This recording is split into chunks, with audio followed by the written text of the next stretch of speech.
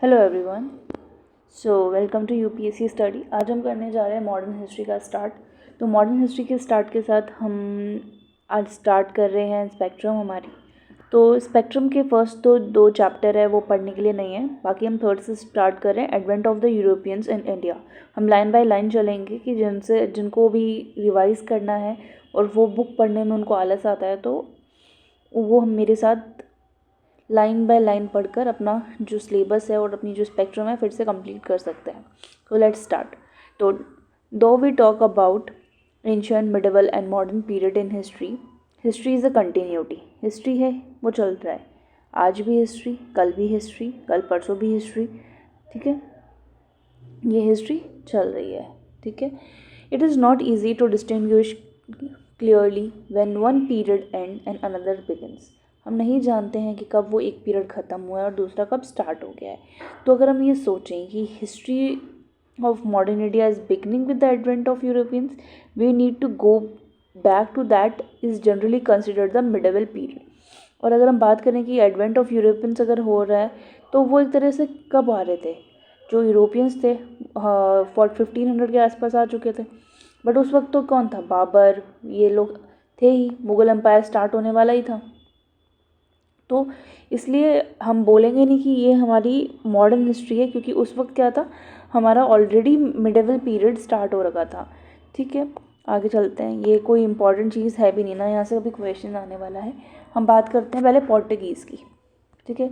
तो very first people जो European जो थे वो इंडिया में आए, वो कौन थे, पोर्टुगीज़, ठीक है। फिर इसके बाद में हम स्टार्ट करते हैं after the decline of Roman Empire. जब रोमन एम्पायर डिक्लाइन हो गया था 7th सेंचुरी के अंदर, Arabs has establish their dominion. जो अरब्स थे उन्होंने इजिप्ट के अंदर और पर्शिया के अंदर अपनी डोमिनेंस बना ली थी। हमें पता है कि जो ये लैंड का रूट है ना बीच में, जैसे ये हमारा एशिया है, ये यूरोप है, बीच में एक ट्रांजिशन आता है जहाँ पे अरब्स होते हैं। तो अरब्स यहाँ पे इजिप्ट आएगा, थोड़ा हम साउथ के साइड में यहाँ पे अफ्रीका के अंदर जाएंगे और यहाँ पे अरब्स आएंगे, अरब कंट्रीज़ हैं। तो यहाँ पे लैंड डोमिनेंस किसने बना ली थी, अरब्स ने बना ली थी जब रोमन एम्पायर का फॉल हुआ। जो डायरेक्ट कांटेक्ट थे ना ये लैंड रूट के द्वारा यूरोपियंस और इंडिया के, वो क्या हो गए थे, ख़त्म हो गए थे। इससे क्या हो गया था कि ईजी एसेसिबिलिटी जो थे ना इंडियन कमोडिटीज़ के, जैसे स्पाइस, हमारे जो मिर्च मसाले थे बहुत फेमस थे, कैलिक्योर्स जो थे वो बहुत फेमस, सिल्क बहुत ज़्यादा फेमस था, और कुछ प्रीशियस स्टोन जो थे, ये काफ़ी चीज़ें फेमस होती थी, ठीक है। ये इन सब की डिमांड जो है वहाँ पे इफ़ेक्ट करने लग गई। क्यों? क्योंकि वहाँ पे लोगों को यहाँ का सिल्क कपड़ा, यहाँ के मिर्च मसाले बहुत पसंद आते थे। तो ये सब लैंड रूट पे अगर अरब्स ने जब डोमिनेंस बनाई तो इसकी वजह से क्या हुआ कि जो इनकी डिमांड थी, इनको जितना रिक्वायरमेंट था वो फुलफ़िल होना ख़त्म हो गया था। तो उनकी जो डिमांड थी वो इफ़ेक्ट हुई। तो उसके बाद में क्या हो गया, 1453 के अंदर क्या होता है, कॉन्स्टेंटिनोपल भी है ना जो है, कॉन्स्टेंटिनोपल पे किनका राज हो जाता है, टर्क्स का राज हो जाता है, ठीक है। उसके बाद क्या होता है, merchandise from India went to European markets through Arab Muslim intermediaries. अब यहाँ पे कोई भी अगर आता था ना तो इनमें मीडिएटरीज कौन बन जाते थे, अरब्स। तो अगर किसी को आप मीडिएटरी बना लोगे तो वो अपना कुछ घूस खाएंगे, और ये लोग बहुत ज़्यादा पैसा खाने लग गए थे इन सब के चक्रों में। तो जो रेड सी जो था, ट्रेड रूट जो था, जैसे हम देखते हैं कि रेड सी जो आता है हमारा इजिप्ट, और यहाँ पे जब अरब कंट्रीज़ के बीच में एक रेड सी निकलता है तो वहाँ पे इन लोगों ने अपना डोमिनेंस बना लिया था, जहाँ से मेनली मेडिटेरियन सी से होते हुए, रेड सी से होते हुए इंडिया में आने का एक रूट था। तो वो वहाँ पे भी उन्होंने डोमिनेंस बना लिया था इस्लामिक रूलर्स ने। तो क्या हुआ कि land route to India were also controlled by the Arabs, ये भी उन्होंने कंट्रोल कर लिए। In the circumstances the Europeans were keen to find a direct sea route to India. इन सब चीज़ों में फिर यूरोपियंस को क्या चाहिए था, एक डायरेक्ट सी रूट उनको ढूंढना था जिससे वो इंडिया में आ सके, जिससे वो किसी के ऊपर डिपेंड नहीं रह सके। तो 15th सेंचुरी के अंदर, 15th सेंचुरी की अगर हम बात करेंगे 1400s के आसपास, यूरोप में ये सब हुआ कि हमें चाहिए, हमें एक्सप्लोर करना है। रिनाइसा आया, रिनाइसा मतलब जागरूकता उनमें आई कि हमें कुछ एक्सप्लोर करना चाहिए, हमें सी रूट्स को एक्सप्लोर करना चाहिए।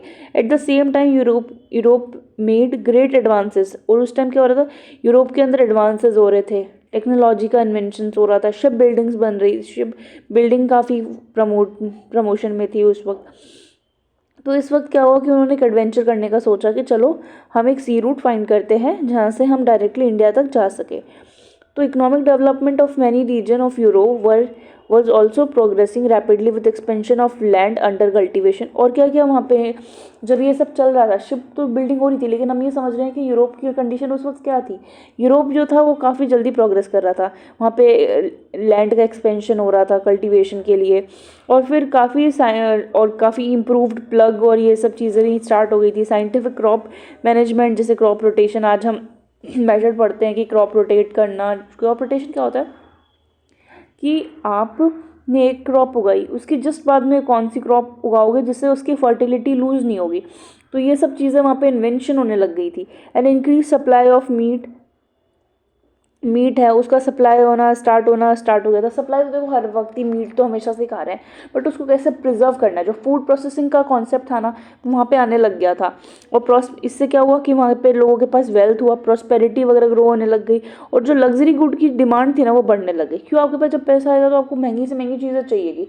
सिल्क कपड़ा है तो आपको पता है इंडिया से वो आ रहा है, और अब उसकी नीड भी है क्योंकि यहाँ पे लोग सब डिमांड कर रहे हैं, क्योंकि सबके पास पैसा है, उनको खरीदनी है वो सब चीज़ें। तो ये भी एक रीज़न बना। फिर क्या हुआ, वेनाइस और जेनुआ जो था ना, उनको बहुत जल्दी था कि prosper through trade in oriental goods were too small to take on a mighty Ottoman Turks और to take up major exploration on their own. अब इनको ये था कि भाई हमें गुड्स तो चाहिए, ठीक है ना, ये यूरोप की 2 कंट्रीज़ थी, उन्होंने ये चीज़ तो चाहिए, बट एक बहुत ही बड़े माइटी ऑटोमन टर्क्स के साथ में मतलब अकेले वो नहीं लड़ सकते थे उन लोगों से। तो जो नॉर्थ यूरोपियंस थे ना, वो रेडी हुए कि पोर्टुगीज़ को और स्पेन के लोगों को कि हम आपको मैन लोग भी देंगे और पैसा भी देंगे, आप जाइए और फाइंड कीजिए रूट को, ठीक है। फिर यहाँ पे और आपकी हम जितनी भी टेक्निकल नॉलेज है, शिप्स हैं, सब हम आपको प्रोवाइड करेंगे। It also to be noted that Portuguese had assumed leadership. Portugal जो है उन्होंने अज्यूम की leadership in Christendom's resistance to Islam, even as it has taken on itself the spirit of exploration that has characterized the Genoese। तो इस line का क्या मतलब है? तो इसका मतलब ये है कि जो पोर्टुगीज़ थे ना, उन्होंने क्या किया था कि अभी कौन सुप्रीम दिख रहे थे वहाँ पे, मुग़ल, ये जो अरब थे वो अपने आप को सुप्रीम दिखा रहे थे। लेकिन पोर्टुगीज़ ने अपने हाथ में लिया अपने जो इनका जो रिलीजन था ना, जो इनका क्रिश्चियनडम्स, जो इनकी मतलब क्रिश्चियनडम रेसिस्टेंस का मतलब है कि इनका जो क्रिस्ट या इनकी जो ईसाई, इनकी जो खुद की जो वैल्यू है ना, या जो भी इनका मतलब, एक तरह से मैं कैसे समझाऊँ इसको, ये इस तरीके से इसको देख सकते हैं कि उनको अपने आप को सुपीरियर दिखाना था। उस वक्त इस्लाम का ग्रो हो रहा था, उस इस्लाम क्या डोमिनेट कर रहा था, तो उनको उनका नेतृत्व करने के दौर के अंदर उन्होंने क्या किया कि अपने आप को सुप्रीम दिखाने की उन्होंने कोशिश करी। तो इसलिए उनको ये सी रूट फाइंड करना भी बहुत अनिवार्य हो गया था कि वो यह दिखा सके कि हम भी आपसे सुप्रीम हैं। मतलब यहाँ पे एक रिलीजन सुप्रीमेसी का कॉन्सेप्ट अगर हम देखें तो आ सकता है। और इसमें लीड कौन कर रहा था? इसमें लीड कर रहा था पोर्टुगल जो था, वो लीड कर रहा था। और ये बेसिकली चाह कौन रहा था? अगर हम देखें, अगर पोर्टुगल तो सिर्फ लीड कर रहा था, बट ये किसकी इच्छा थी कि ऐसा हो? वेनाइस की और जेनोआ की। यहाँ पे इन लोगों की इच्छा थी, और जिसको किसने लीड किया? पोर्टुगल्स ने लीड किया। आगे हम चले, historians have observe that the idea of finding an ocean route to India had become an ops. और ये हिस्टोरियंस ये भी बोलते हैं कि जो सी रूट को फाइंड करने का जो ऑब्सेशन था ना, कि यार मैं सी रूट फाइंड करूँगा, वो एक पोर्टुगल के जो एक प्रिंस थे हेनरी, उनका ये एक तरह से सपना था या ऑब्सेशन था कि सी रूट तो मुझे ही फाइंड करना है। और इसी चक्कर में उन्होंने अपना खुद का नाम क्या दे दिया? नेविगेटर भी नाम दे दिया। हु वॉज कीन a way circumvent the Muslim dominion of Eastern Mediterranean and all the routes that connected India to Europe। वो हर रूट को फाइंड करना चाहते थे। एक तो मेडिटेरियन वाला भी फाइंड करना चाह रहे थे, केप ऑफ टाउन जो सदर्न ऑफ अफ्रीका है उसको भी वो फाइंड करना चाहते थे। वो हर रूट को क्या करना चाहते थे? फाइंड करना चाहते थे। पोप निकोलस वी जो थे, उन्होंने क्या किया? पोप कौन होता है? एक तरह से पंडित टाइप में लोग जो होते थे, उन्होंने प्रिंस को एक बुल भी दिया कि ये बुल लो तुम 1544 में और जाओ। और कॉन्कर कर दो सबको, ठीक है, जितने भी दूर दूर तक आपको लगे ना, उन सबको कॉन्कर कर दो। More specifically as far as India, India तक, is in an attempt to fight Islamic influence and spread the Christian faith। जो मैंने अभी बात बताई थी वही, कि हमें किससे लड़ना है, हमें इस्लामिक इन्फ्लुएंस से लड़ना है और हमें एक क्रिश्चियनिटी का फेथ जो है वो स्प्रेड करना है वर्ल्ड के अंदर। तो इनका हमेशा एक तरह से हमें क्या देखने को मिल रहा है कि पोर्टुगल्स का जो मेन एम था ना, वो क्रिश्चियनिटी को फैलाना था, ठीक है। तो how ever Prince Henry died, उससे पहले ही प्रिंस हेनरी की डेथ हो जाती है और ये बात यहीं पे ही ख़त्म हो जाती है। वहीं पे 1497 में क्या होता है कि फाइनली जो एक मतलब पहले 1497 से पहले एक ट्रीटी साइन हो जाती है, टॉर्डेलिस, ट्रीटी ऑफ टॉर्डेलिस। उसमें क्या होता है, जो रूलर ऑफ पोर्टुगल और स्पेन जो होता है ना, वो पूरे नॉन क्रिश्चियन वर्ल्ड को एक इमेजिनरी लाइन है अटलांटिक में, वहाँ से ड्रॉ करते हैं, और जो ईस्ट वाला साइड है वहाँ पे कौन जाएगा, स्पेन, और जो ईस्ट साइड जाएंगे पोर्टुगल्स, और वेस्ट के साइड कौन जाएंगे, स्पेन। तो ये लोग जाएंगे और पूरे वर्ल्ड को कॉन्कर करेंगे, ठीक है। अंडर द ट्रीटी पोर्टुगल को claim and occupy everything. Portugal जो थे वो ईस्ट के साइड जा रहे थे और स्पेन वाले जो लोग थे वो वेस्ट के साइड जा रहे थे। And situation thus prepared for the Portuguese incursions into the waters around India. अब हम ईस्ट में कौन आता है, हम आते हैं, इंडियंस आते हैं यूरोप के, तो इस वजह से पोर्टुगल्स जो थे वो फर्स्ट थे हमारे इंडिया में पहुंचने वाले। तो इससे भी पहले एक और काम हो चुका है। 1497 में क्या होता है, पोर्टुगल्स एक नेविगेटर था, वो इंडिया तक तो नहीं पहुंचा था, और उस नेविगेटर का नाम क्या था, बार्थोलोम्यू डियास। वो इंडिया तक तो नहीं पहुंचा था, लेकिन वो केप ऑफ गुड होप जो है अफ्रीका में, वहाँ तक वो सेल कर चुका था, ठीक है। But it was only 10 years later में फाइनली ये बात हो जाती है कि हम फाइनली नेविगेट करेंगे, पोर्टुगल्स जो है वो ईस्ट के साइड नेविगेट करेंगे, और जो स्पेन जो है, स्पेन वाले जो है वो लेफ्ट के साइड वो नेविगेट करेंगे। अब ट्रेडिंग करने यहाँ पे वो आए हैं, कैसे वो रूलिंग में बदलेंगे ये हम देखते हैं। The arrival of 3 ships, 3 ships आती है, वास्को डी गामा उसको लीड कर रहे होते हैं, और ये उसको लीड कौन करता है, अब्दुल माजिद। बोला ऐसा जाता है कि जो केप ऑफ टाउन है वहाँ पे ये अब्दुल माजिद थे, और इन्होंने बोला कि आपको इंडिया जाना है, आप मुझे भी ले चलिए और आपको नेविगेट मैं कर देता हूँ। तो इसकी मदद से ये लोग इंडिया आते हैं, और सबसे पहले कहाँ रुकते हैं, कैलीकट। कैलीकट एक केरला में प्लेस है, वहाँ पे ये रुकते हैं मई 1498 में। Profound affected the course of, जिससे पूरी भारत का जो इतिहास है वो बदलने वाला होगा। और वहाँ पे एक हिंदू रूलर होता है कैलीकट का, जैमोरिन। उसको कोई भी यूरोपियन के इंटेंशंस का नहीं पता था, उन्होंने जस्ट जैसे ट्रेडर्स लोग पहले आते थे वैसे ही उनका वेलकम किया कि चलो आप आए हैं ट्रेडिंग करने, वेरी नाइस, आप आइए और बात करिए। As a prosperity of his kingdom was due to Calicut's position as an entry port, he accorded a friendly reception to Vasco da Gama. वही मैंने बात की कि वो तो नॉर्मल ट्रेड के लिए आए, चलो आइए आप बात करिए, हम ट्रेड करेंगे, ये सब के लिए स्टार्ट हुआ। The Arab traders who had a good business on a Malabar coast were apprehensive, और जिनका अच्छा खासा ट्रेड चल रहा है वो तो डरेगा कि ये भाई ये नया प्लेयर कौन आ गया, अभी हमें अगर कुछ हो जाएगा तो हमें प्रॉब्लम आएगी। तो नए प्लेयर से वो लोग डरने लग गए। इससे क्या हुआ, Portuguese getting a hold their, कि भाई पोर्टुगीज वहाँ पे होल्ड वोल्ड नहीं कर ले, ठीक है।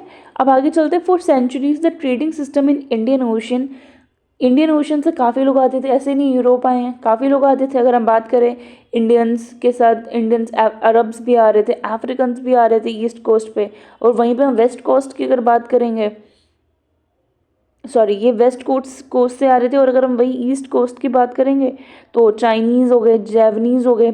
जैवनीज़ कौन है, इंडोनेशिया में जावा एक सिटी या एक छोटा सा मतलब पोर्शन या बोल सकते आइलैंड टाइप में ही है, वहाँ से लोग आ रहे थे।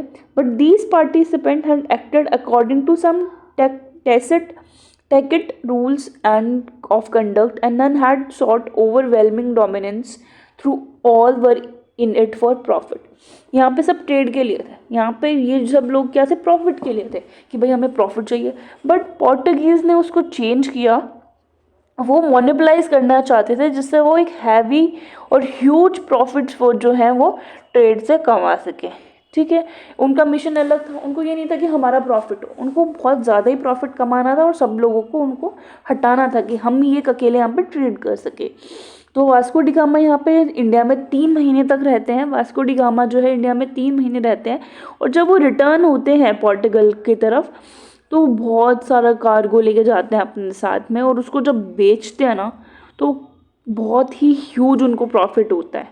तो importance of direct access to the pepper trade was made clear by the fact that elsewhere the Europeans who had to buy through Muslim middlemen would have had to spend 10 times as much as for the same amount of paper। इसका मतलब क्या है कि जब middleman जब थे, जो Arabs थे, जब वो मिडिलमैन थे वो 10 गुना ज़्यादा दाम लगाते थे उनको यूरोप में, लेकिन वो जब आए खुद से तो उन्होंने बहुत ज़्यादा प्रॉफिट कमाया। क्यों? क्योंकि अब जो रेट्स थी वो इतनी ज़्यादा नहीं हो रही थी।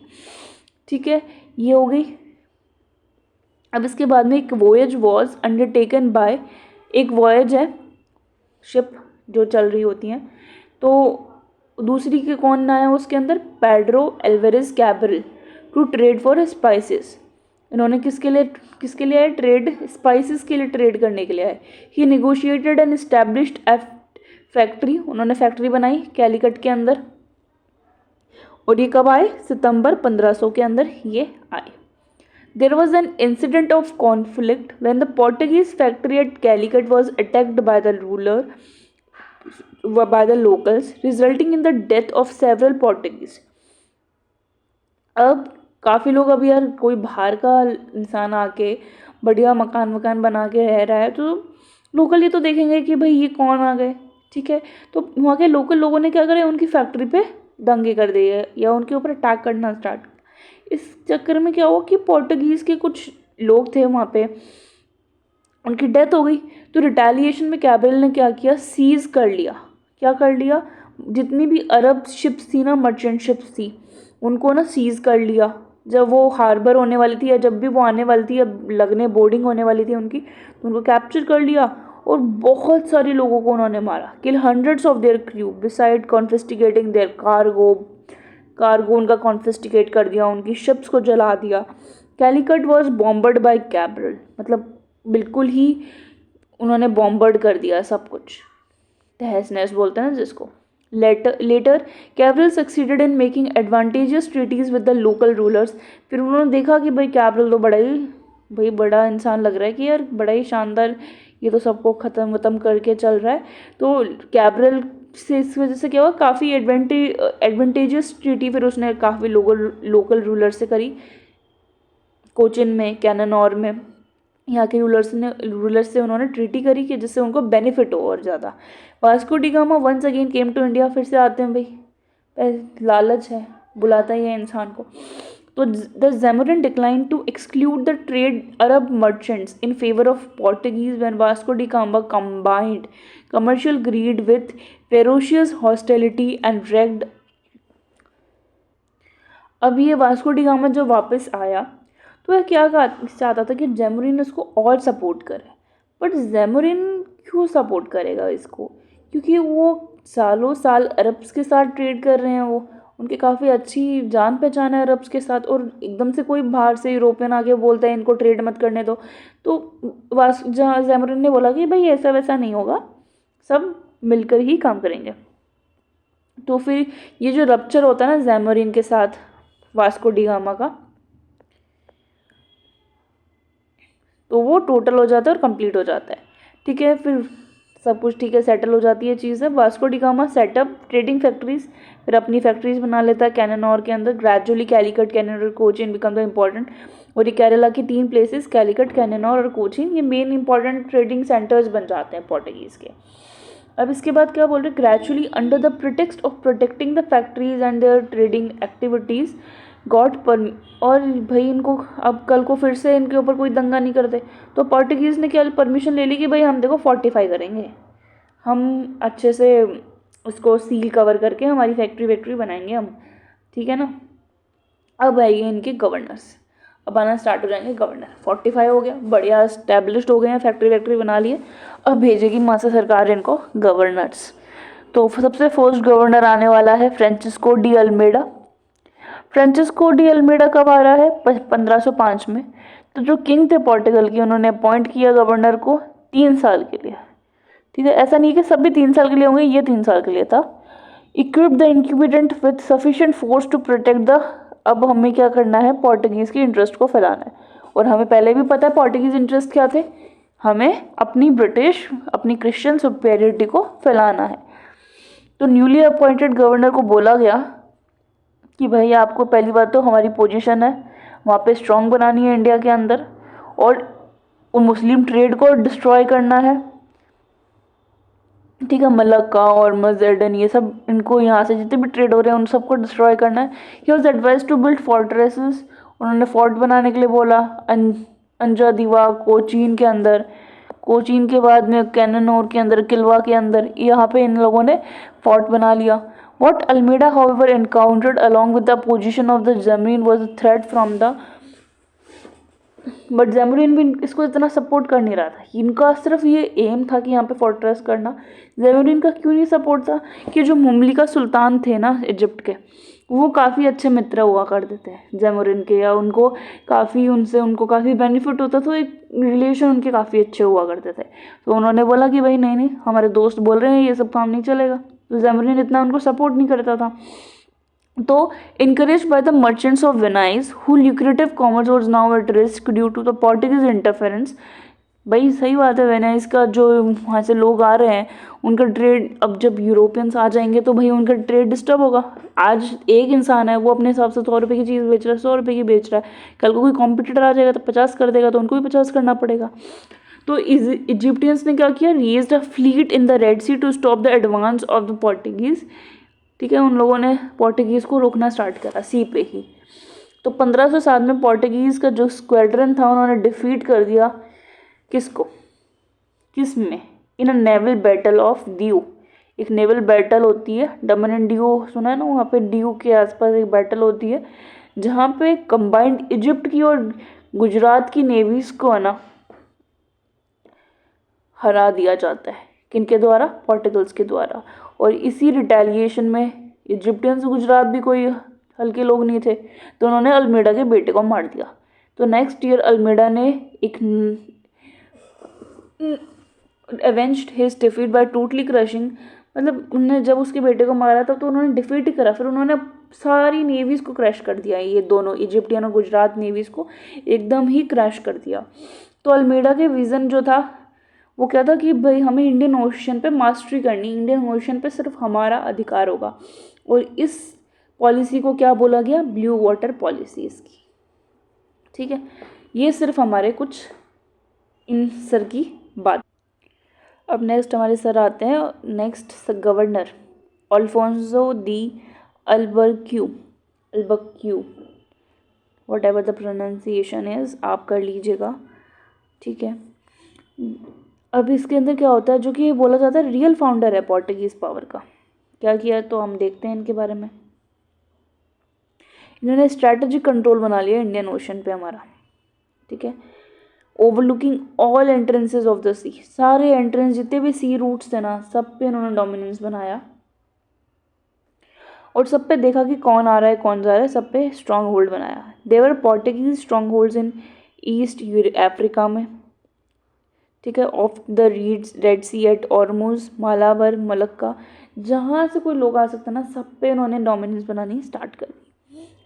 जो पोर्टुगीज थे ना अल्बर्क्यू के अंदर, एकदम स्ट्रेंगल होल्ड इन्होंने अपने आप को कंट्रोल किया यहाँ पे by introducing a permit system for other ships, कि भाई परमिशन लेकर आओ, ठीक है ना। परमिट सिस्टम इन्होंने इंट्रोड्यूस किया and exercise control over the major ship building centres in the region, और इन्होंने काफ़ी कंट्रोल किया जितनी भी वहाँ पे शिप बिल्डिंग सेंटर्स थी ना, इन्होंने वहाँ पे भी कंट्रोल बना लिया।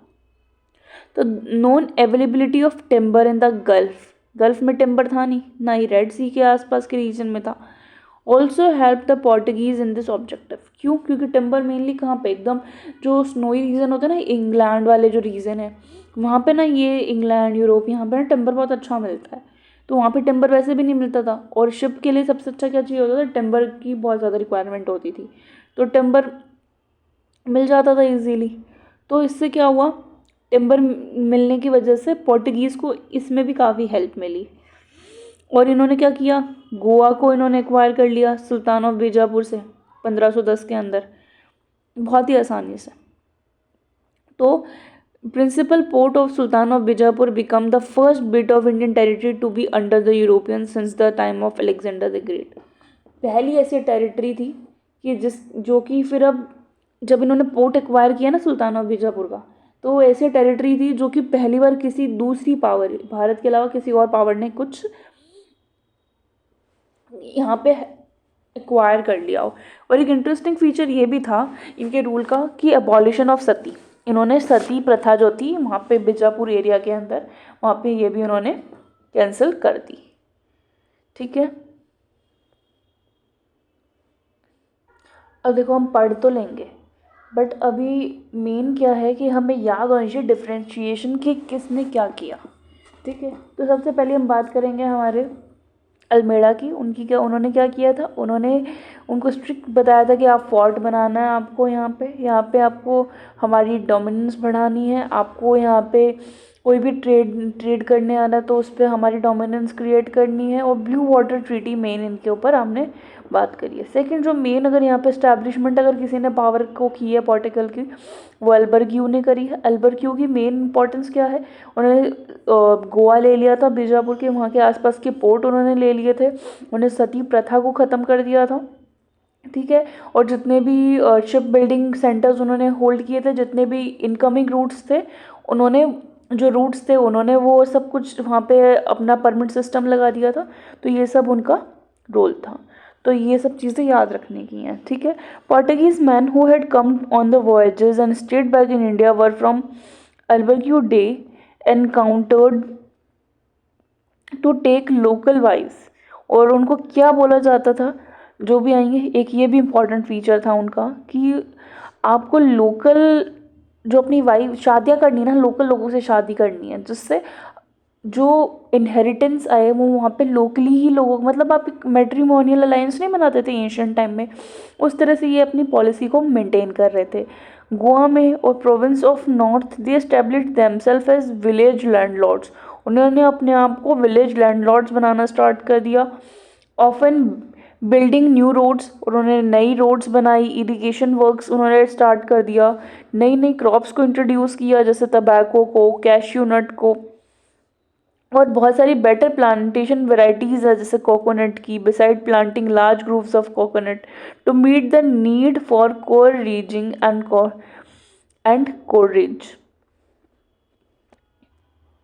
तो ये कोर रिगिंग और कॉर्डेज का मतलब ये होता है, कोर रिगिंग क्या होती है कि जो वो देखा ना कि जो नारियल होता है, नारियल के ऊपर जो वो होती है ना वुडन जैसी कुछ रस्सी जैसी होती है ना, वुडन जिसको हम फाड़ते हैं, मतलब जिसको हम स्क्रैच करते हैं ना, तो वो होती है।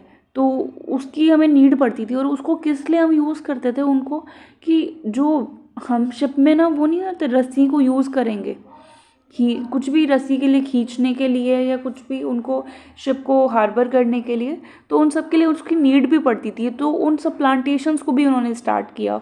तो ये चीज़ पूछी जाती है कई बार क्वेश्चन एग्ज़ाम के अंदर कि कौन सी ऐसी क्रॉप है जिन्होंने पोर्टुगीज़ ने स्टार्ट करी। तो टबैको उन्होंने स्टार्ट करी, कैश्यू नट इन्होंने स्टार्ट किया, और प्लांटेशंस जैसे कोकोनट का प्लांटेशन उन्होंने स्टार्ट किया, जो कि उनकी शिप बिल्डिंग में भी इनडायरेक्टली उनको हेल्प करता।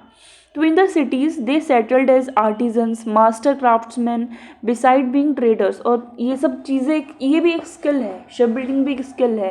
तो ये काफ़ी जगह फैल गए, एज आर्टिसंस की तरह ये फैल गए, या मास्टर क्राफ्ट्समैन की तरह ये फैल गए। तो most of such Portuguese came to look upon their new settlements rather than Portugal as home. अब हम बात करते हैं नीनो दा कुन्हा। नीनो दा कुन्हा का अगर हम बात करें, वो हमारा नेक्स्ट गवर्नर था। उन्होंने office of governor of Portuguese in interest in India in November 1529 and almost 1 year later shifted the headquarters of Portuguese government in India from Cochin to Goa. उन्होंने सबसे मेन इनका काम ये होगा कि इन्होंने हेडक्वार्टर्स जो है इंडिया जो पोर्टुगीज़ के थे वो कोचिन से गोवा में इन्होंने शिफ्ट कर दिए। अब बहादुर शाह ऑफ गुजरात जो थे वो बहुत ज़्यादा कॉन्फ्लिक्ट में थे। गुजरात की और मुग़ल एम्परर की नहीं बन रही थी हुमायूं के साथ में। तो बहादुर शाह जी आते हैं पोर्टुगीज़ के पास, भाई वो दिख तो रहे हैं इतने शक्तिशाली हैं, उन्होंने पूरे सी पे उन्होंने कंट्रोल कर रखा है। तो उन्होंने बोला कि भाई आप देखो, मेरा आइलैंड ऑफ बसीन ले लो, ठीक है, उससे जितने भी रेवेन्यू आएगा सब कुछ आप ले लेना, और ये भी बोला कि दीव भी हम आपको दे देंगे, बस आप मेरे को बहादुर शाह ने बोला कि बस मेरे को आप बचा लो हुमायूं से। लेकिन हुमायूं उसको कुछ करने ही नहीं आया, हुमायूं बीच से ही चला गया। तो इससे क्या हुआ, बहादुर शाह को फिर अब देना पड़ेगा आइलैंड ऑफ बसीन, उसने दिया नहीं। इसकी वजह से क्या हुआ, पोर्टुगीज़ के उसके रिलेशन ख़राब हो गए। So since the inhabitants of the town started fighting with the Portuguese, Bahadur Shah wanted to raise a wall of partition. Opposing this, the Portuguese started negotiations, in the course of which the ruler of Gujarat was invited to a Portuguese ship and killed. बुलाया भाई आइए आप ship पे, और वहीं पे उसको मार दिया गया 1537 में। Da Cunha also attempted to increase Portuguese influence in Bengal. अब यहाँ से पोर्टुगीज़ जो है बंगाल में जाना शुरू करेंगे। कहाँ से, नीनो दी कूना से, by settling many Portuguese nationals there with Hooghly as their headquarters. और हुगली उन्होंने अपने हेडक्वार्टर्स हुगली पे भी स्टैब्लिश कर लिए। अब बात ये आती है कि क्या ऐसी कंडीशंस थी पोर्टुगीज़ के लिए जो कि उनको काम करी। पोर्टुगीज़ अपने इन्फ्लुएंस बना रहे थे, उनकी तो फेवरेबल कंडीशंस की था पोर्टुगीज़ के लिए। तो in India excepting Gujarat which was ruled by the powerful Mahmud Begarha from 1458 to 1511, the northern part was much divided, बहुत सारा डिवाइडेड था स्मॉल पावर्स में। और डेक्कन में बामनी किंगडम जो था वो भी धीरे धीरे टूट रहा था स्मॉलर किंगडम में। None of the power had a navy worth, navy इतनी स्ट्रांग नहीं थी। Not did they think of developing their naval strength, उन्होंने सोचा भी नहीं। In the Far East the imperial decree of Chinese emperor limited the navigational reach of the Chinese ship as regards the Arab merchants and ship owner who until then dominated the Indian Ocean, जो कि अरब जो थे Indian ocean को dominate करते, they had nothing to match the organisation and unity of Portuguese के आगे सब fail हो रहे थे, ठीक है। Moreover the Portuguese had cannons placed, वहाँ पे वही गन्स भी होती थी उनके शिप पे, और किसी की शिप पे गन भी नहीं होती थी, दूर से उड़ा देते थे। अब आ रही है हमारी पोर्टुगीज़ की स्टेट की बारी। तो जनरल टेंडेंसी क्या है, is to underestimate the Portuguese hold in India. However the स्टैडो Portuguese, the state of Portuguese India was in fact a larger element in Indian history than it is given credit for. Many of the coastal parts of India had come under Portuguese power. बहुत सारे coastal है वो Portuguese power में। With in 50 years of Vasco da Gama arrival, Portuguese has occupied 60 miles of coast around Goa. Goa के आसपास उन्होंने ले लिया। On the west coast from Mumbai to Daman and Diu approaches to Gujarat. They controlled a narrow tract with 4 important ports and 100 of towns and villages. 4 important port उन्होंने ले लिया, towns उन्होंने ले लिया, villages उन्होंने ले लिया।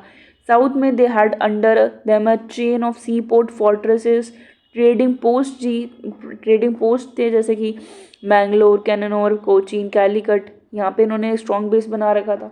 And though their power in Malabar was not consolidated, it was enough to ensure influence और control over the local rulers. उन्होंने अच्छा खासा लोकल रूलर्स पे अपना कंट्रोल बना रखा था। Who held the spice growing land.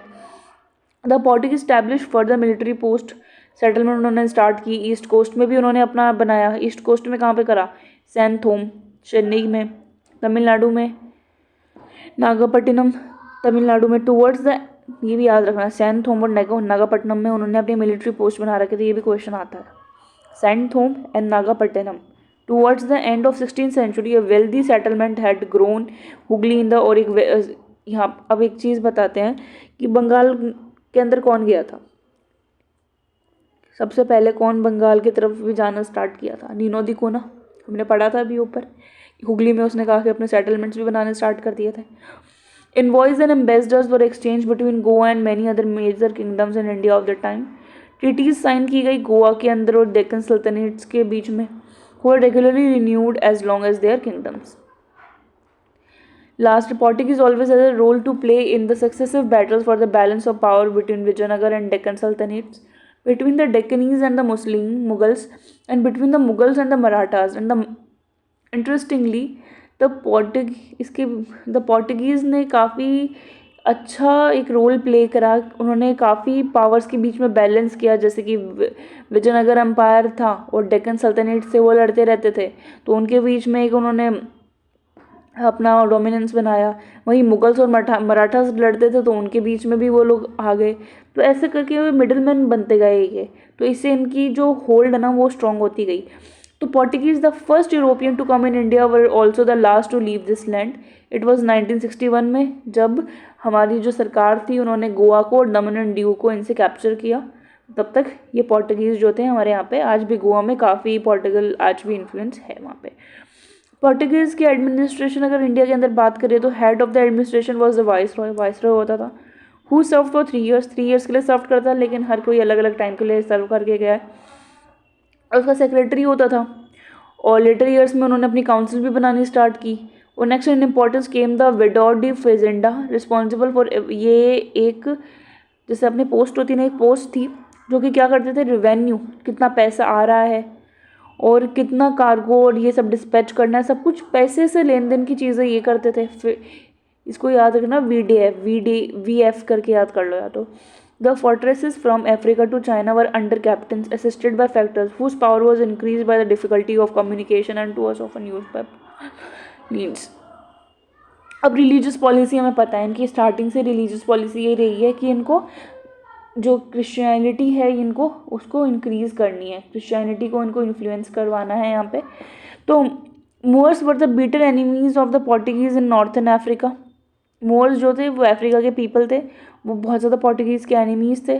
So were the Arabs, जैसे कि वो अरब्स के टाइप के थे. Arriving in the East, the Portuguese brought with them the same zeal to promote Christianity, promote करना था उनको क्रिश्चियनिटी को, and wish to persecute all Muslims. Ill-tolerant towards the Muslim, the Portuguese were initially quite tolerant towards the Hindus. However, over time, after the introduction of Inquisition in Goa, they were changed. इन हिंदू को भी पसंद करने लग गए थे, और मतलब पहले तो मुस्लिम को ही परसिक्यूट करने चाहते थे, फिर बाद में जैसे उन्होंने कॉन्कर किया गोवा को, तब हिंदू भी उनको पसंद आने बंद हो गए थे. But in spite of intolerant behaviour, the Jesuits made a good impression at the court of, उन्होंने अपना कोर्ट ऑफ अकबर के कोर्ट में काफ़ी अच्छा इंप्रेशन उन्होंने बनाया, mainly due to the Mughal emperor interest in the question of theology में उनको काफ़ी इंटरेस्ट हुआ करता था, थ्योरी और इन सब की स्टडीज़ के अंदर. तो सितंबर 1579 में अकबर ने एक लेटर भेजा गोवा के अंदर और उनसे रिक्वेस्ट किया कि जो भी 2 इनके अच्छे खासे प्रिस्ट है, जो कि थोड़े समझदार प्रिस्ट है, वो जो समझदार प्रिस्ट है, गोवा की जो चर्च की ऑथोरिटीज़ हैं उनको इनविटेशन भेजा, और उनमें से 2 जनों को बुलाया, 2 फादर्स को बुलाया, रोडोल्फो एक्वावीवा और एंटोनिया मॉन्सरेट को वर सिलेक्टेड. इस पर्पज़ के लिए उनको सेलेक्ट किया और उनको बोला था कि आप फतेहपुर सिकरी आइए. दे वर रिसीव्ड, और उनको बहुत ही सम्मान के साथ उनको बुलाया और उनको ऑनर किया, और दोनों ही गए. फिर 1850 मतलब काफ़ी टाइम तक वहाँ रहे. 1583 में फिर से वो गोवा गए, लेकिन काफ़ी टाइम वहाँ पर रहे. और hopes the Portuguese entertain of Akbar's, और ये सोच रहे थे कि अकबर को हम कन्वर्ट कर देंगे क्रिश्चियन के अंदर. बट और सेकंड मिशन उनका ये था कॉल्ड, मतलब वो कर देंगे, लेकिन वो अनसक्सेसफुल रहे उसके अंदर. और सेकंड मिशन फिर से अकबर ने उनको बुलाया 1590 में, और जो कि 1592 तक चला. और थर्ड मिशन उन्होंने फिर से इनवाइट किया 1905 में लाहौर में, और फाइनली वहाँ पे वो रिसाइड करने लग गए जब फाइनली उनको बुलाया. and continued as a sort of permanent institution, therefore extending its influence on secular politics. Father Zeron Xavier and Emmanuel Pinheiro were the leaders of the mission, and their letters from the court become very widely known for the information they provided on the later part of Akbar reign. Prince Salim on ascending the throne as Jahangir as Akbar काफ़ी tolerant थे, but जो सलीम थे जहांगीर आए वो intolerant थे. ठीक है, तो बाय निगलेक्टिंग द उनको उन्होंने ये सब जीसस फादर्स जो थे उन सबको निगलेक्ट किया. Gradually however his temporary estrangement from the जीसस ended, and in 1606 he renewed his favours to them. The elegant and spacious church at Lahore फिर से उन्होंने पसंद करना स्टार्ट कर दिया 606 के पास, और उन्होंने एक बहुत ही अच्छा एलिगेंट उन्होंने चर्च बनाया लाहौर पे, was allowed to retain by them also with the collegium as a priest residence. In 1608, a number of baptisms were carried out in Agra, the priest publicly acting with as much as liberty as in Portugal. और वहाँ पे काफ़ी Christianity को उतना ही खुलापन मिला जितना वो पोर्टुगीज़ में करते थे. Jahangir conduct was such that the Jesuit priests become hopeful of bringing him within the. और इतना वो जहांगीर ऐसे क्रिश्चियनिटी को प्रमोट करने लग गए कि जो क्रिश्चियन प्रिस्ट थे वो सोचते थे अब इनको हम क्रिश्चियनिटी में बदल ही देंगे, पर उनके जो भी होप्स थे क्रिश्चियन फादर्स के वो अनसक्सेसफुल रहे. Moreover arrogant actions on the part of Portuguese viceroy created rift. और फिर बाद में वाइसरॉय जो वो बिहेव कर रहे थे, डोमिनेंस क्रिएट कर रहे थे, इससे काफ़ी मुगल एम्परर और पोर्टुगीज़ के बीच में फिर नैरो एक वाइड गैप आने भी लग गया था. ऐसे करते करते उन्होंने मुगल्स का फेवर भी लूज़ कर दिया. ठीक है, यहाँ पे हमारा पोर्टुगीज़ ख़त्म होगा, कंप्लीट ही करेंगे इसको हम. चलो स्टार्ट करते हैं. अभी हमने कहाँ लीव किया है, डिक्लाइन. उन्होंने Portuguese lose favour with the Mughals. Portuguese ने मुगल्स का फेवर है वो लूज़ कर दिया. अब जहांगीर हैं गद्दी पे, तो 1608 में विलियम हॉकिंस आते हैं अपनी शिप के साथ, हेक्टर के साथ, और सूरत पहुँचते हैं. और उनके पास क्या होता है, लेटर होता है. किसका, जेम्स वन का. और वो कौन है, किंग ऑफ इंग्लैंड, जहांगीर के लिए. और ये रिक्वेस्ट कर रहे होते हैं कि भाई हमें प्लीज़ बिजनेस करने के लिए परमिशन दे दीजिए भारत में. अभी हमने फादर की बात करी थी ना, पिनहीरो की और पोर्टुगीज ऑथोरिटीज़ की. उन्होंने काफ़ी रोका कि भाई हॉकिन मुगल कोर्ट तक नहीं पहुंच पाए, बट वो सक्सीड नहीं हुए. जहांगीर ने बहुत सारे वो गिफ्ट लेकर आया हॉकिन, तो उनकी गिफ्ट विफ्ट एक्सेप्ट करे उन्होंने, और हॉकिन को एक बहुत ही अच्छा रिसेप्शन दिया 1609 में. ये आइए बैठिए, है ना. तो as Hawkins knew the Turki language well, तो ये लोग टर्किश थे जहांगीर और ये सब, तो बहुत अच्छी टर्किश वगैरह वो जानते थे. तो इससे भी काफ़ी उनको बीच में इंटरप्रेटर की भी ज़रूरत नहीं पड़ी, और काफ़ी अच्छे से उन्होंने आपस में वार्तालाप करी. Pleased with Hawkins, Jahangir appointed him mansabdar of 400 at salary of 30,000. उन्होंने 400 का मनसबदार उसको चुना, और 30,000 की, उस वक्त 30,000 की सैलरी पे उसको रखा. आज भी काफ़ी होती है 30,000 तो एक बार को. Hawkins were also married to the daughter of Armenian Christian named Mubarak Shah, और उनकी बेटी से भी शादी करी उन्होंने. तो grant of trading facilities to English offended the Portuguese. अब ऑब्वियसली अगर इंग्लिश एक को काफ़ी स्ट्रॉन्ग पावर दी जा रही है तो दूसरे नाराज़ हो जाएंगे. However, after negotiation, a truce was established between Portuguese and Mughal emperor. The Portuguese stopped the English from entering the port of Surat. A baffled Hawkins left the Mughal court in 16. अब Portuguese ऐसी हरकतें कर रहे थे कि भाई ships जो आ रही थी इंग्लिश की उनको रोक रहे थे, तो हॉकिंस वहाँ पे मनसबदार था, वो उठ के चल दिया भाई मुगल कोर्ट से, ये क्या है, ये हमारे लोगों को नहीं आने दे रहे हैं. तो enable to encounter the Portuguese check the vacillating Mughal policies. However in November 1612 में क्या हुआ, एक इंग्लिश शिप थी ड्रैगन, उसको कौन चला रहा था, कैप्टन बेस्ट चला रहे थे. और एक दो शिप थी ओसिएंडर और ड्रैगन. तो वो उन्होंने ना एक बार पोर्टुगीज शिप को अच्छे से हराया. तो इससे जहांगीर ने ये देखा कि भाई इनके पास नेवल वर्थ भी है इंग्लिश मैन के पास. तो इस चीज़ से काफ़ी वो इम्प्रेस भी हुए. हॉकिंस के जाने के बाद में भी वो काफ़ी इम्प्रेस भी हुए. Portuguese act of piracy also resulted in conflict with the imperial Mughal. और ये इधर उधर जासूसपंती करते रहते थे, इधर उधर जाते थे, तो इससे भी मुगल एम्परर जो था वो काफ़ी इनसे कॉन्फ्लिक्ट में बनता रहा. तो 1613 में Portuguese offended Jahangir bye capturing Mughal ships. जब तक वो इंग्लिश की शिप कैप्चर कर रहे थे तब तो समझ आ रहा है पोर्टुगीज अब मुगल्स की शिप भी कैप्चर करने लग गए, और काफ़ी मुस्लिम को भी कैप्चर कर लिया, उनके कार्गोस को प्लंडर करने लग गए. तो जहांगीर ने फाइनली मुकरब खान को ऑर्डर किया, who was in charge of Surat, जो सूरत का इंचार्ज था, टू ऑब्टेन कंपनसेशन, और बोला कि पैसे लो इनसे, पोर्टुगीज़ वालों से। However it was during the reign of Shahjahan, और ये किसका समय था? शाहजहाँ का समय था। Then the advantages which the Portuguese enjoyed in the Mughal court was, तो शाहजहाँ के टाइम आते आते तो इन्होंने सारे मुगल कोर्ट में जितनी भी इनकी सांठगांठ थी सब इन्होंने खो दी। Also lost were the hopes of converting the royal family in Mughal India to Christianity, और ये तो भूल ही जाओ कि उनको क्रिश्चियनिटी में बदलेंगे नहीं बदलेंगे, उनकी कोई बात भी नहीं सुन रहा था। Hope that the Portuguese held because of the welcome accorded to him and the religion by Akbar and Jahangir. अब फाइनली उन्होंने हुगली को कैप्चर करना स्टार्ट किया।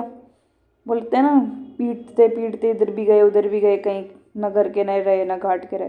तो यही है कि उन्होंने हुगली कैप्चर करने की अब कोशिश करने लगे। On the basis of imperial farman सरकार 17 Portuguese settled down on the river bank which was the shortest distance from Satgaon in Bengal to carry on their activities. Over the year, they strengthened their position by constructing big buildings, which led to migration of trade from Satgaon to a new port city. सटगांव पहले वो कर रहे थे, फिर वहाँ से हुगली चले गए। दे मोनोपलाइज द मैन्युफैक्चर ऑफ, वहाँ पे उन्होंने सॉल्ट का मैन्युफैक्चर पे अपना होल्ड बनाया,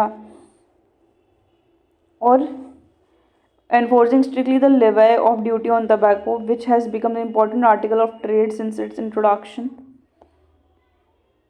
Not only made money as traders, but also started a cruel slave trade by purchasing or seizing Hindu and Muslim. वो पैसा ट्रेड से भी कमा रहे थे, और स्लेव सिस्टम भी इन्होंने स्टार्ट किया कि हिंदूज को बेचना, मतलब हिंदू और मुस्लिम के बच्चों को बेचना खरीदना भी इन्होंने स्टार्ट किया। In the course of their nefarious activities they seize 2 slave girls, और इसमें ये किया कि उन्होंने 2 स्लेव गर्ल जो थी मुमताज़ महल की, उसको भी सीज कर लिया कि आओ बेटा तुम काम करो, लेकिन उनको क्या पता कि वो बेटा है मुमताज़ महल की लड़कियाँ। तो 24 जून 1632 में Mughal siege of Hooghly begin, ending in its capture 3 months later. Shahjahan order the Bengal governor, Shahjahan ने बंगाल गवर्नर जो था कासिम खान को वो दिया कि भाई इनके पोर्टुगीज़ के खिलाफ कड़ी सख्त एक्शन लिए जाए अभी। तो siege of Hooghly finally led to Portuguese fleeing, कि भाई हो गया हुगली से भी, अब निकलो यहाँ से भी। Mughal suffered a loss of 1000 man और 400 prisoners to Agra. The prisoner were offered the option to convert to Islam and become slaves, और उनको स्लेव्स बनाया गया और बोला कि तो इस्लाम या तो इस्लाम कबूल करिए और हमारे स्लेव बन जाओ। The persecution of Christians continued for some time after which it died down. तो वहाँ पे शाहजहाँ ने फिर ये परसिक्यूशन करना स्टार्ट कर दिया। अब यहीं से पोर्टुगीज़ का डिक्लाइन स्टार्ट हो जाता है। 18वीं सेंचुरी आते आते Portuguese in India lost their commercial influence, though some of them still carried on trade in their individual capacity and many took to piracy and robbery. In fact, Hooghly was used by some Portuguese as a base for piracy in the Bay of Bengal. जासूसी तो उनकी रग रग में समा रखी थी। The decline of Portuguese was brought about by several factors. The local advantage gained by the Portuguese in India were reduced. Local advantage Bijapur से, कैनानौर से, कोचिन से सब इनको ख़त्म हो गया, जिस और कुछ पावरफुल डायनेस्टीज़ भी इमर्ज होकर आई, इजिप्ट, पर्सिया, नॉर्थ इंडिया, और जिससे मराठास भी काफ़ी होकर आए इमीडिएट नेबर्स की तरह। तो मराठा कैप्चर उन्होंने ये जो भी इन्होंने बसीन का ये जो ले रखा था सब उन्होंने मराठास ने कैप्चर कर लिया 1739 में पोर्टुगीज़ से। तो religious policy of Portuguese such as activities of जिसरेट gave rise to political fears, their antagonism for the Muslim apart, the Portuguese policy of conversion to also resentful।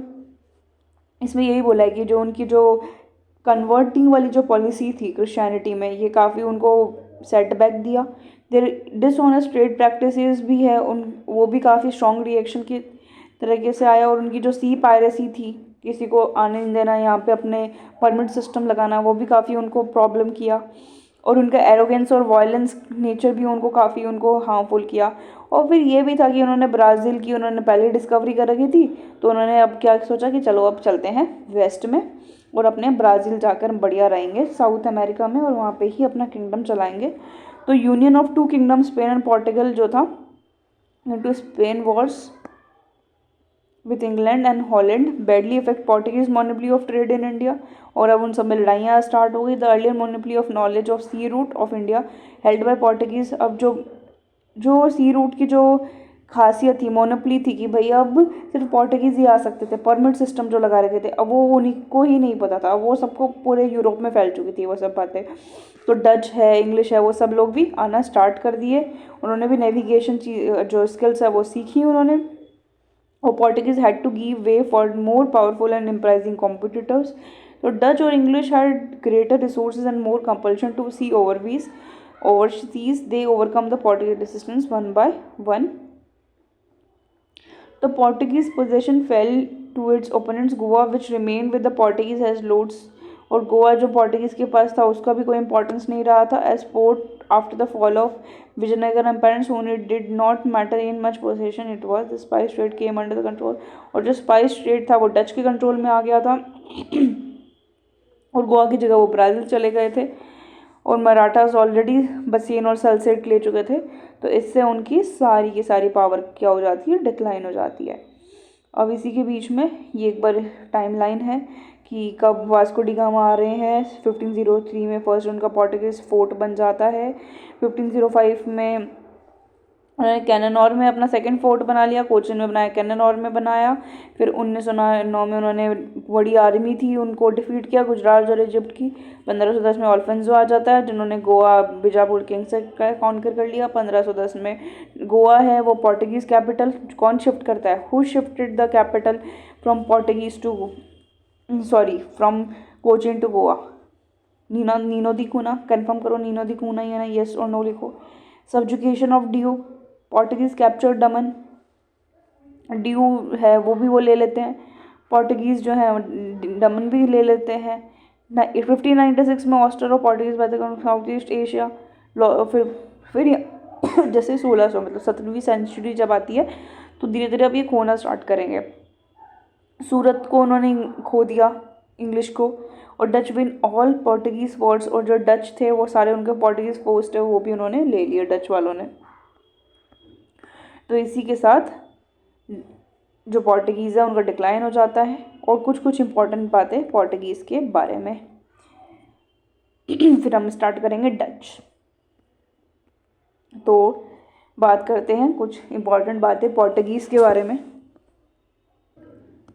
तो many historians have observed that the coming of Portuguese not only initiated what might be called the European era but it emergence of naval power. सही बात है, naval power वो लेकर आए. The Cholas among others had been a naval power but it was now for the first time a foreign power had come to India by way of sea. The Portuguese ship carried cannons. पता है हमें उनकी speciality यही थी कि उनकी ship पे cannons होती थी. And this was the first step in gaining monopoly over trade. With the threat and actual use of force, the Portuguese declared their intention to abide by no rules except their own. किसी और के rule नहीं follow करने, खुद के अपने own rule लाने. And they were intent on getting a decisive advantage over the Indians and over the Indian ocean trading system. In a Malabar of 16th century, the Portuguese showed military innovation in their use of body armor, matchlock men and guns landed from the ship. Portuguese may have contributed by example to the Mughal used field guns and artillery and stirrup. The Portuguese may have contributed by example to the Mughal use of field guns and artillery. मतलब उनको Mughal emperors को example set किया कि भाई हम और भी advance चीज़ हम क्रिएट कर सकते हैं और हो सकती है. However, an important military contribution made by Portuguese on shore was the system of drilling groups of infantry. Drilling groups of infantries, पैर चलाने वाले infantries. On the Spanish model पे इंट्रोड्यूस किए गए 1630 के अंदर as a counter to Dutch pressure. The practice was adopted first by the French and English and later take up by the Marathas. और बाद में ये सब चीज़ें मराठास ने सीखने भी स्टार्ट करी. Such as army of sepoy become new tools of empire in India. मतलब लोगों ने अपनी आर्मी क्रिएट करना और ये सब करना स्टार्ट किया. Portuguese were master of improved techniques of at sea. और वो लोग अपनी सी पे टेक्निक्स को इम्प्रूव करते रहते थे कि कैसे अपनी मोनोपली को बढ़ाया जा सके. दे मल्टी डेक सीड्स होती थी, शिप्स होती थी, बहुत सारे स्टोरेज हो रहे हैं जिसके अंदर वो बहुत ज़्यादा कंस्ट्रक्ट की जाती थी, डिज़ाइन की जाती थी, जिससे वो अटलांटिक ओशन के गेल्स को अच्छी तरह मतलब अटलांटिक एक बहुत ही बड़े ओशन को अच्छे से पार कर सके भरे मानसून में भी। This permitted them to carry a heavier armour, और इससे वो अच्छे से शिप उनकी जब बिल्ट होती थी तो वहाँ से वो बहुत हैवी आर्मामेंट जो है लेना और ले जाना भी करते थे। The use of castled poop and stern was a noteworthy method